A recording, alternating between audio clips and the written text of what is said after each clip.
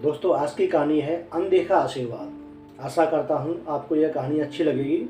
घर की नई नवेली इकलौती बहू एक प्राइवेट बैंक में बड़े ओहदे पर थी। उसकी सास तकरीबन 1 साल पहले ही गुजर चुकी थी।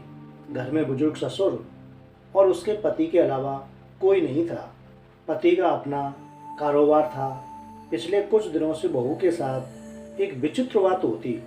बहू जब जल्दी जल्दी घर का काम निपटा कर ऑफिस के लिए निकलती, ठीक उसी वक्त ससुर उसे आवाज़ देते और कहते, बहू मेरा चश्मा साफ कर दे और मुझे देती जा। लगातार ऑफिस के लिए निकलते समय बहू के साथ यही होता। काम के दबाव और देर होने के कारण कभी कभी बहू मनी मन झल्ला जाती, लेकिन फिर भी अपने ससुर को कुछ बोल नहीं पाती। जब बहू अपने ससुर के इस आदत से पूरी तरह ऊब गई तो उसने पूरे माजरे को अपने पति के साथ साझा किया। पति को भी अपने पिता के इस व्यवहार पर बड़ा ताज्जुब हुआ, लेकिन उसने अपने पिता से कुछ नहीं कहा। पति ने अपनी पत्नी को सलाह दी कि तुम सुबह उठते ही पिताजी का चश्मा साफ करके उनके कमरे में रख दिया करो, फिर ये झमेला समाप्त हो जाएगा। अगले दिन बहू ने ऐसा ही किया और अपने ससुर के चश्मे को सुबह ही अच्छी तरह साफ करके उनके कमरे में रख दिया। लेकिन फिर भी उस दिन वही घटना घटित हुई। ऑफिस के लिए निकलने से पहले ससुर ने अपनी बहू को बुलाकर उससे चश्मा साफ करने को कहा। बहू गुस्से में लाल हो गई, लेकिन उसके पास कोई चारा नहीं था। बहू के लाख उपायों के बावजूद ससुर ने उसे सुबह ऑफिस जाते समय आवाज़ देना नहीं छोड़ा। धीरे धीरे समय बीतता गया और ऐसे ही कुछ वर्ष निकल गए।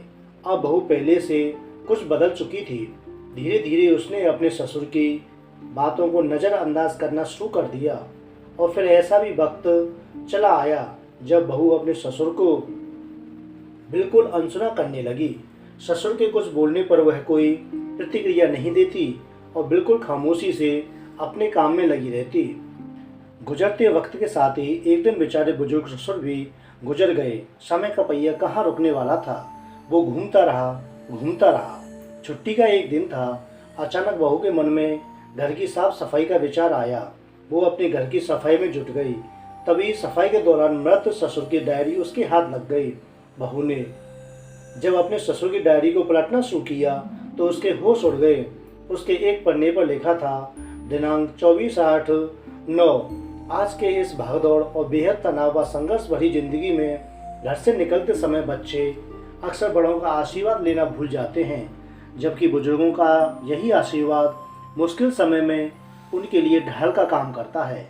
बस इसीलिए जब तुम चश्मा साफ कर मुझे देने के लिए झुकती थी तो मैं मनी मन अपना हाथ तुम्हारे सिर पर रख देता था, क्योंकि मरने से पहले तुम्हारी सास ने मुझे कहा था कि बहू को अपनी बेटी की तरह प्यार से रखना और उसे ये कभी भी मत महसूस होने देना कि वह अपनी ससुराल में है और हम उसके माँ बाप नहीं हैं।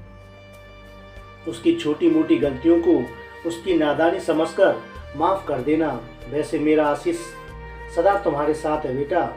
डायरी पढ़कर बहू फूट फूट कर रोने लगी। आज उसके ससुर को गुजरे ठीक 2 साल से ज़्यादा समय बीत चुका है, लेकिन फिर भी वो रोज़ घर से बाहर निकलते समय अपने ससुर का चश्मा साफ कर उनके टेबल पर रख दिया करती है, उनके अनदेखे हाथ से मिले आशीष की लालसा में। तो दोस्तों, हम अपने जीवन में रिश्तों के महत्व को महसूस नहीं करते हैं, और जब तक हम महसूस करते हैं तब तक वो हमसे बहुत दूर जा चुके होते हैं।